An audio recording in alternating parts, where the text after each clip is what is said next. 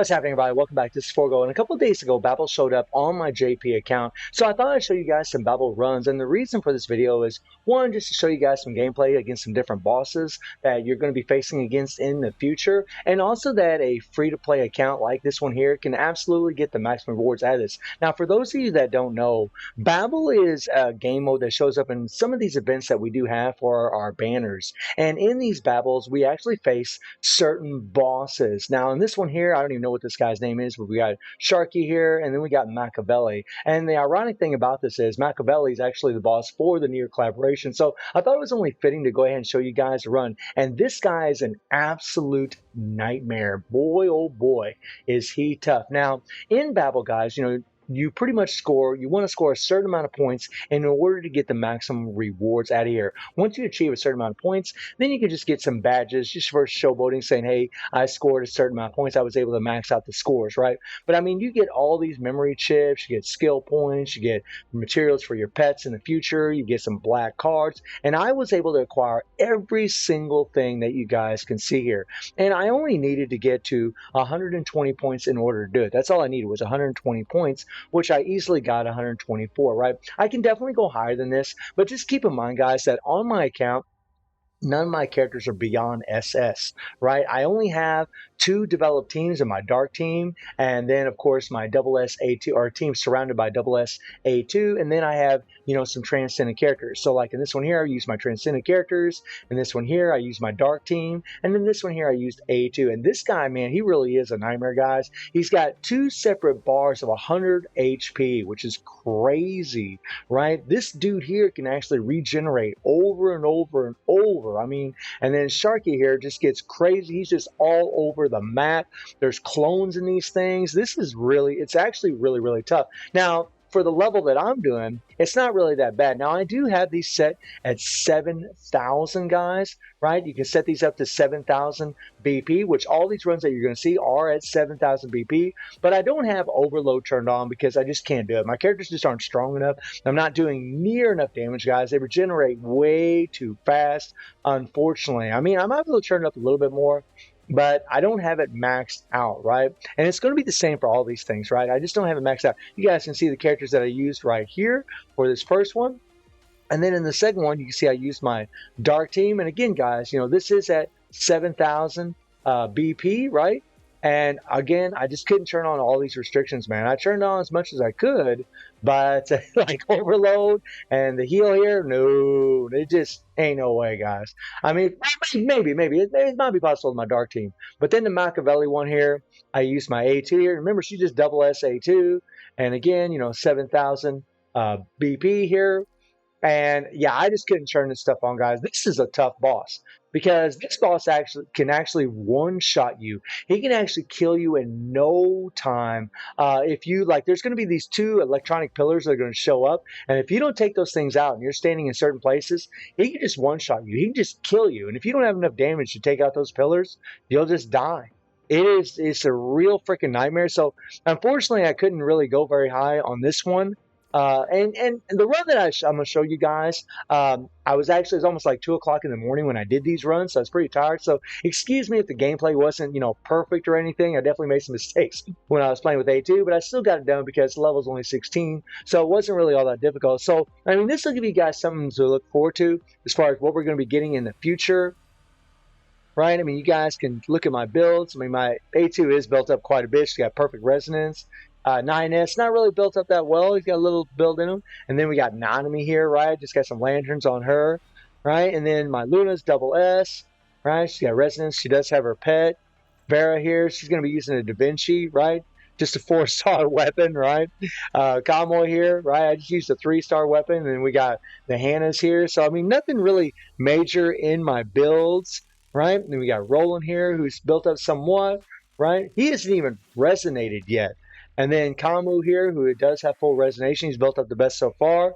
And then I also use Chu here, who doesn't even have her resonations either. So, I mean, none of these characters are really fully built. Again, this Babel's 7,000 BP requirement, and I'm using characters with 4,500 BP, 6,000 BP, 6,000 BP, right? I mean, they're not really leveled up. I mean, A2's leveled up the most out of all of them. She's the closest to that 7,000 BP marker, but these other characters just, I mean, they're just not.